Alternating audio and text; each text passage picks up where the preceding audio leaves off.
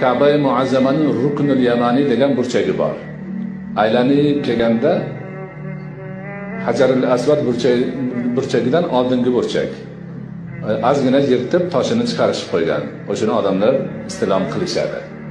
Ana shu rukunda Rasululloh akram alayhisolatu vassalomning hadislari bo'yicha 70 ta farishta tayyor turar ekan.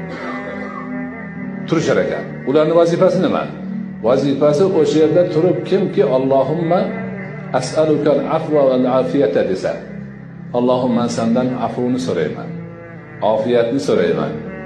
Bu dunyoyu oxiratda. Robbana atina fid dunyoni hammamiz bilamiz. Shuni aytsa, haligi 70 ta farish amin amin deydi ekan farishtalar. Haligi odamning duosini qabul bo'lishi uchun. Shuning uchun tavofda o'sha rukunga kelganda bilgan odamlar hammasi shu duoni o'qishadi. Chunki hadis turibdi-da.